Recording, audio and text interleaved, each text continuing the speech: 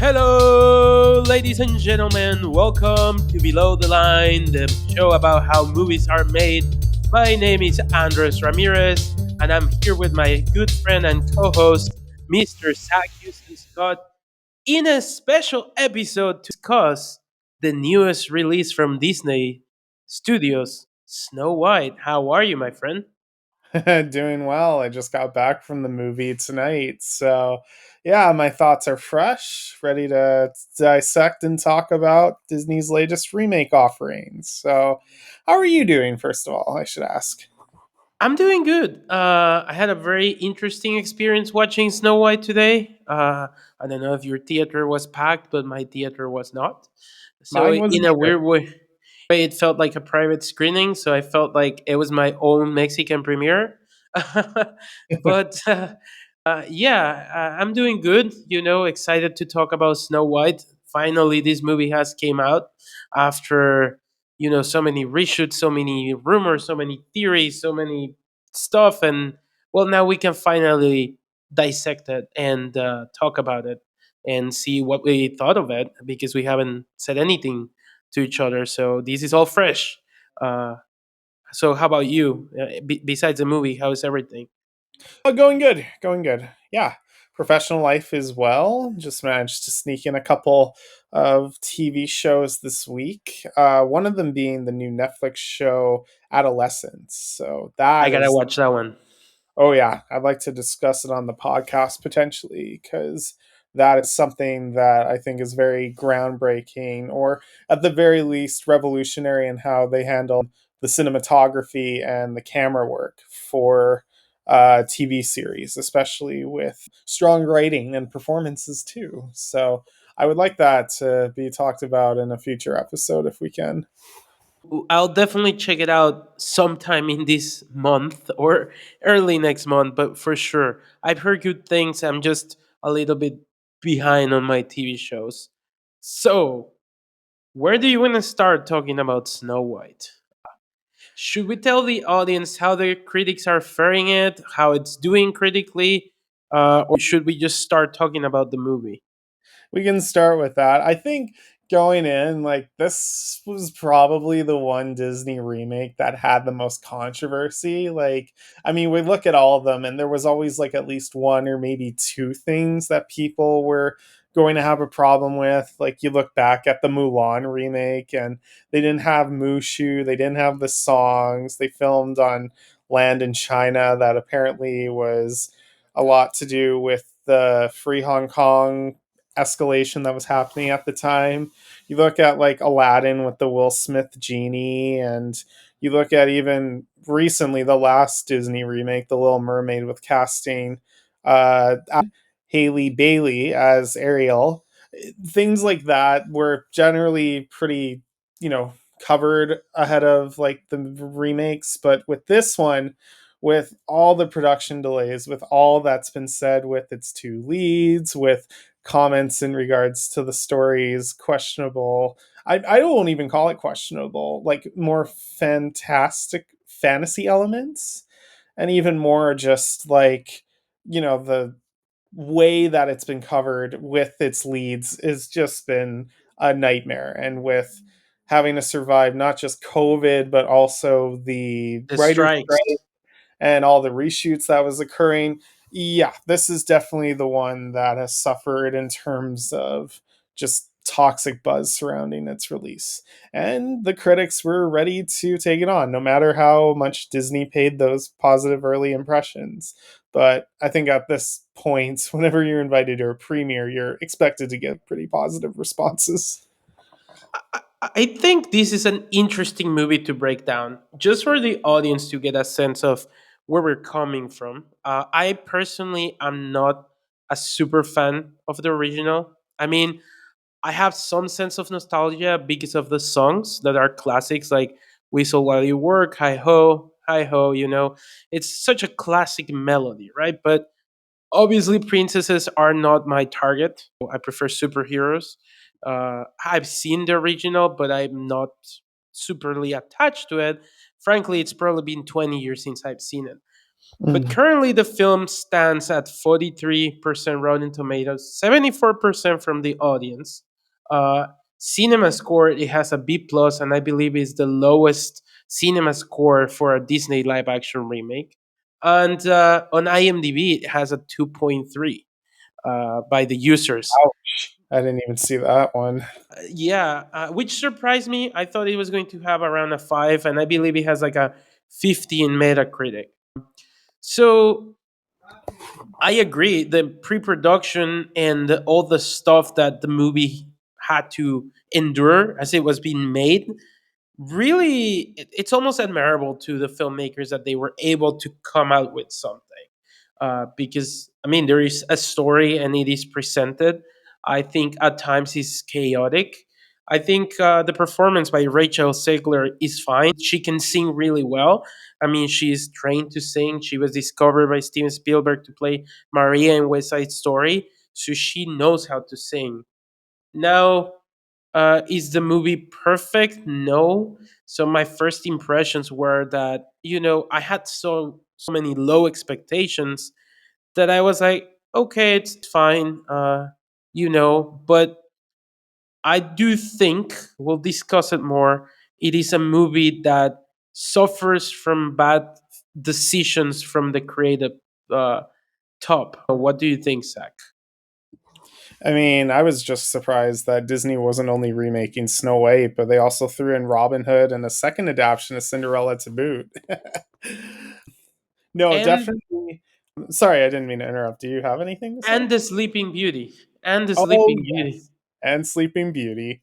But I mean, Brothers Grimm fairy tales. I mean, that's probably par of the course with where the stories come from. Yeah, I guess to start with, I do have a lot of attachment to this one. I remember watching it a lot when I was younger. This was my brother's favorite animated film for the longest time. This was the movie that actually inspired his career choice in life, along with Shrek. He used to watch it on repeat over and over again. He even listened to it in Spanish and French. Like he would recite line for line in those different languages how Snow White would be played against. We had the I think it was the platinum edition DVD in the early 2000s. So definitely it was very much well used and scratched that DVD at the end. So with that said, my expectation was a little high because even just from a personal perspective, think about like the original movie. Like it was Of released in course. 1937. It was Disney's first feature animated film.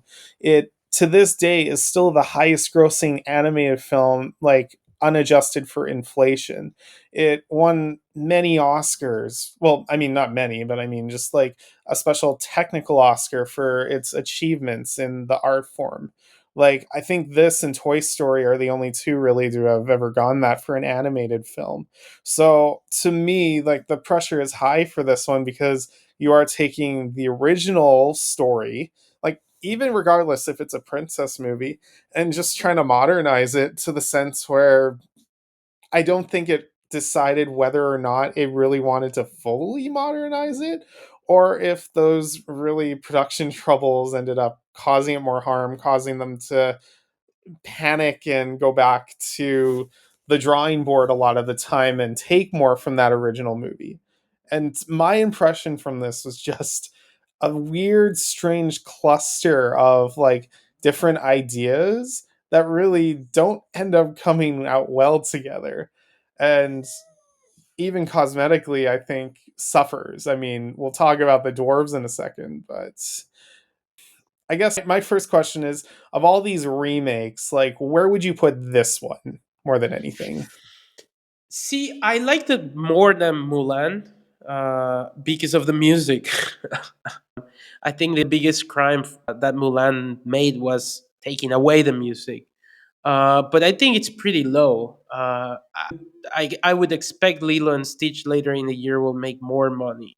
I think for me, I would agree in most of the decisions. I think looking at the credits, I was baffled by all the talented people that were work behind it. Like for example, Mandy Moore, the choreographer, was the same choreographer that choreographed La La Land.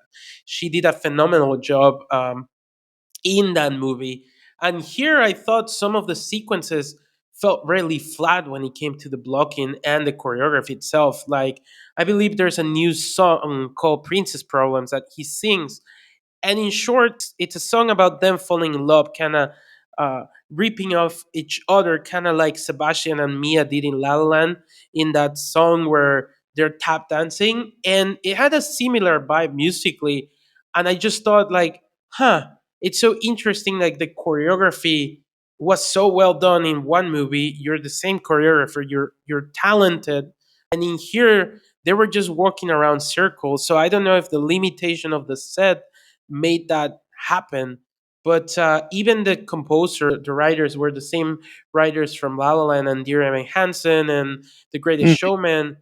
And I really like their style, but frankly, it's also been a little bit disappointment that their style seems to be like it's a major song about change and it has the same sort of region structure. Like their style is very similar in every musical they've done, for the exception of La La Land, because I think Damien Chazelle had something to do with it.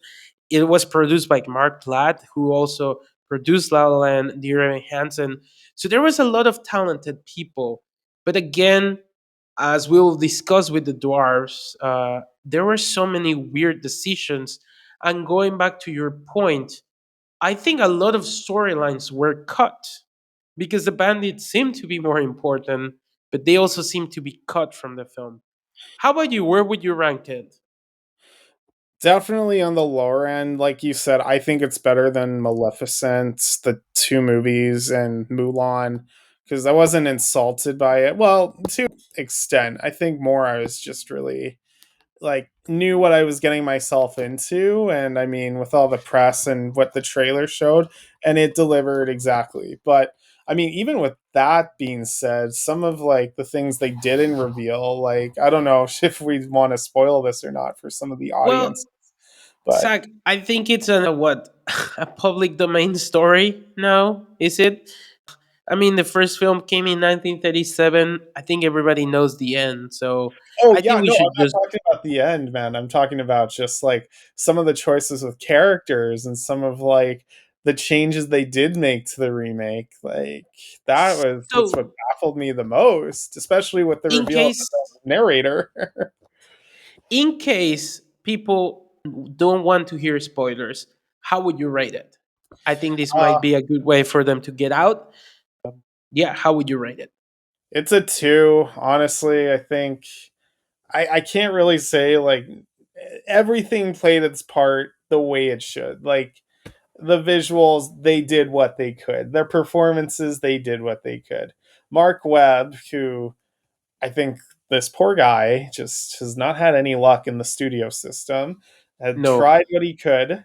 And I even heard that like Greta Gerwig did like uncredited rewrites. And if that's the case, then this is like not her best work if that's what we're shown on screen. So 2 out of 5, definitely not the worst when like Maleficent and Mulan and even to a lesser extent Cruella exist. I still would not recommend it. But I don't know. What about you, man? So for me, it's a bittersweet apple. You know, bittersweet apple. I wish it was more sweet, but it has a lot of bitter. If I had to give it a scale, I think it would be a 5 out of 10. Like, I didn't hate it. I didn't like it. I thought some of the musical numbers, particularly the old musical numbers like Whistle While at Work and I Ho, were nice, even though they made a lot of changes to the lyrics.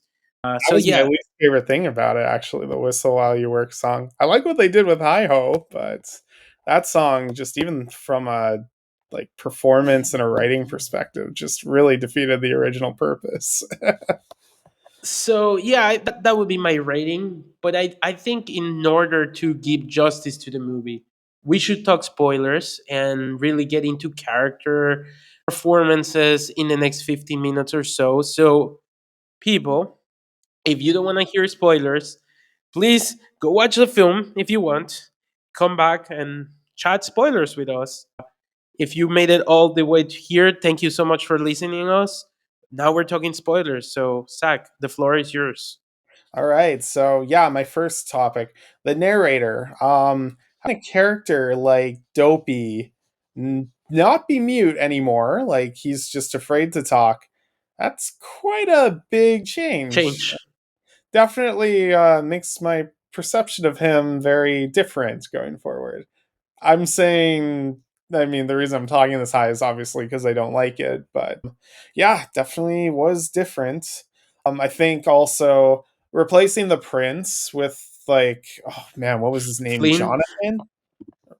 Yeah, with Jonathan. Flynn from Tangled.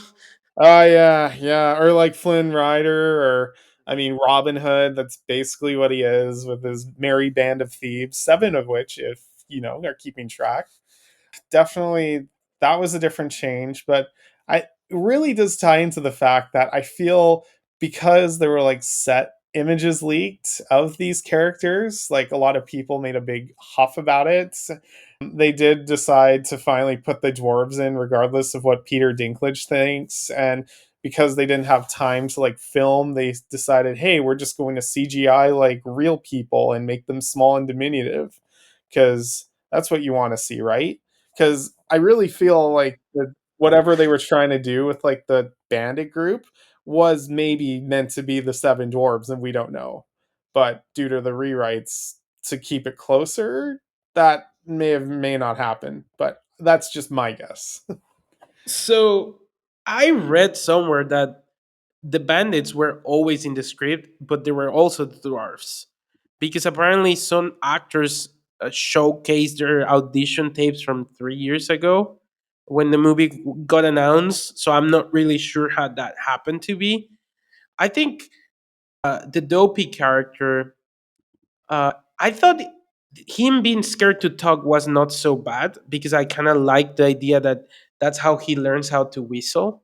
I did not that he was going to talk. I think my issue is that he sounded so much like Olaf and Josh Gad, and he was not voiced by Josh Gad. He was voiced by Andrew, the same kid that Berfman Feldman, the same kid that was in that movie with Jennifer Lawrence where she's dating a young kid. Oh, that Uh, was him? Oh, I didn't even know that. No, he did look familiar when I saw it. Oh man. but here's the thing: I believe he's only voicing it. He's not doing the motion capture for Dopey. But he also kind of sounded like Josh Gad a little bit. Like when he was narrating at the end, I was like, "Is this Josh Gad?" You know, like Disney really likes him in their most recent Hulu Disney Plus commercial, the What If, they used his voice. So I was a little bit confused by it. But the dwarf situation, the CGI just kind of looked very off putting. I wish they kind of actually use real actors. I don't really understand why they made the choice of CGI them because that looks so off putting in the world where we're. That said, I do want to give a positive. The sequence in the forest, I love that sequence, very close to the original. And I thought it was probably where it was the most expressive and tonally the most coherent sequence of the film. And I do agree with you. Jonathan is a very interesting character. He takes an arrow to the chest after falling in love with her so quickly. Uh, that was kind of tonally weird. Yeah, it's an interesting movie. What did you thought about the relationship between him and Snow White?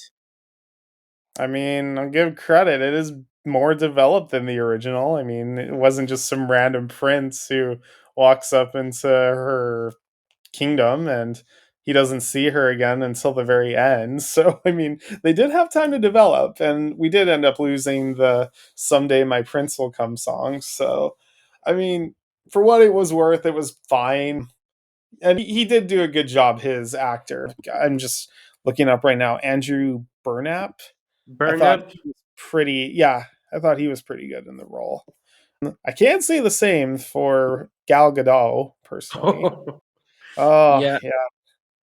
Definitely she was I mean, to her credit, I thought she started out fine, but just like all her movies, there's always like one, two, three line deliveries, and they add up and just honestly ruin what could have been a fine performance because she's just allowed to talk very much. And yeah, I mean, she definitely has the look down. I will say that much. More so than Rachel Ziegler as Snow White's. Like, if I were to picture the evil queen in live action, Gal Gadot is not a bad choice. I agree with you. I think my biggest problem is that she could have easily solved her issue of who is the first of them all, right? Because the new exchange is that in the movie, first is about being nice to people, not pretty. So all she had to do was give pancakes or apple pies to the people, and she would have been the prettiest of them all. I thought that was a very interesting change that I never thought the movie could fully articulate what the mirror actually meant by who is the first of them all. And I think that comes crashing at the conclusion, uh, because I think the biggest change to the original is the ending of how the Mhm. witch, the evil queen, dies. Since you're more accustomed to the original, what did you thought of the new ending, and as well thematically what that meant for the movie?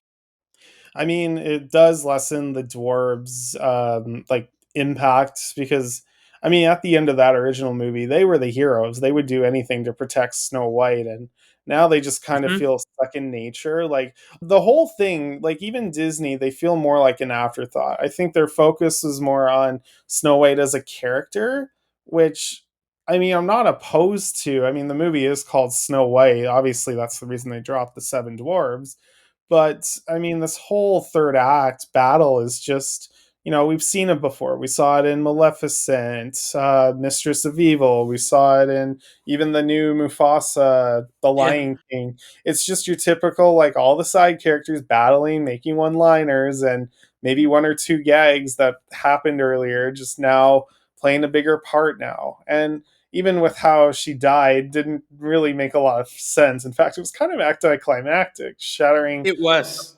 thing that literally told her who was the fairest and of the land, and all of a sudden it kills her only for it to come back. Like, really, there was no other way of handling it. Like, the point in the original was that, and to me the biggest insult is the why she turned in the crone was she was so consumed with jealousy and hatred she became from what was inside her spelled out into her outside to show like Hmm. who she really was. Having her change back defeats that purpose because she can just do that at a whim. So there's a lot of issues that just pad it out to me. And yeah, I guess whatever they can claim and say that it makes Snow White a stronger character, but I think it just lessens it because of what Snow White was in the original. This like motherly figure to them who would be there for them and they wouldn't leave her side, which I guess you can argue here it's what she wants throughout the movie, but it just seems very padded and it seems very not necessary when it was overly complicated. That's what I'm trying to get across. I think that's what they tried to do with her relationship with Dopey, in the sense that he was supposed to be the emotional attachment that the dwarves have with her, but I just thought the whole ending was very anticlimactic. And I don't know if you noticed, but they did try to set up the fact that she memorizes every name, and that's what makes her good, and that's why people like her, and that's kind of how she stops the guards from killing her. She's like, Paul, you were a baker, but you were something else. And I don't know if there was meant to be a battle, like a medieval battle, and that got cut. But it was an interesting ending, and I thought it kind of defeated the purpose of kindness, because I think at the end of the original, she's kind to the dwarves, and that's why they protect her, and they kind of go against the queen. I mean, they have their pickaxes and everything. I mean, in the original, it's implied they were going to kill her, right? And she falls off the cliff, and that's what kills her, right? But Mhm. her kindness is what propels the dwarves to do a good thing, or to protect her, right? In here, both the bandits and the dwarves kind of come across as like, well, we're just doing it because it's in the script, not because they were motivated by something that she did as a character. And like, I don't know, at times the ending reminded me of Hunger Games, like how everybody started following her. I kind of wanted them to do the whistle of the Hunger Games and the, the gesture that the Katniss does on Hunger Games. I thought the whole ending was very bizarre. It's ironic because she was in a Hunger Games movie, at least one that didn't do as Yeah, well as the other ones. but also I thought, did you felt the kiss was added in reshoots? Yeah, I think that whole section was definitely like, added in reshoots. Even her hair like looked a little off in comparison. So yeah, they just did it to appease the original fans because some of her comments in the past were detrimental and controversial. So yeah, it is what it is. I mean, they made their bed, and I mean, she had to sleep in it, and some stranger had to kiss it, but at least it Yeah. was consensual. Hey, so what did you thought of that kiss? Because correct me if I'm wrong. The ending of the original film is the kiss, right? But in Yeah, here, it kind of happens as the third middle point, like before we get into the third act battle, into the climax, even though the climax is very iffy. So what did you thought about the placement of the kiss? Because I think it probably threw a lot of people off, like, hey, the movie's ending. Well, no, we're still going. What did you thought of the placement? I mean, yeah, because I mean, at that point, the queen's back to her old self. She's no longer the hag. So I think personally, people knew there was going to be more of that. And I mean, gives her more of an arc for the ending, which, I mean, yeah, the original movie just ended with that kiss and she got her happily ever after with, safety and everything. There's this one YouTuber I watch. He's going to do a video about emotional storytelling. And he basically referred to Snow White as one of the films that embodies like youthful emotional, that you have that dreamlike fantasy of being whisked away from this person to a magical land. And eventually you will have to grow up from it. But at the same time, it is the fantasy that comes from it. And this movie just, is more of harsh reality and more lessons being bogged down by Disney that I think people are getting a little tired of. Less that they're tired of hearing them, but more that they're finger waving and being like, this is what you're supposed to know. They're not leaving it really much to interpretation from it. Yeah, because I even think in the original, it is implied that the prince already knew her. Like at times, because the prince, while you could argue it is a random guy, I think there's a moment where it is implied that they're from kingdoms, that they know each other. I think here in this one, like the way she meets him is also pretty random. Like if she's not allowed to leave the castle because she makes a big deal out of it, how did he get into the castle and in the kitchen and got to steal some potatoes, right? Like Exactly. I thought some of the decisions just did not make sense. And I feel bad for the filmmakers because, like I said last episode, I think that Mark Webb is a very capable director. Mandy Moore, the choreographer, is a great choreographer. She choreographed La La Land, one of the best musicals in the last decade.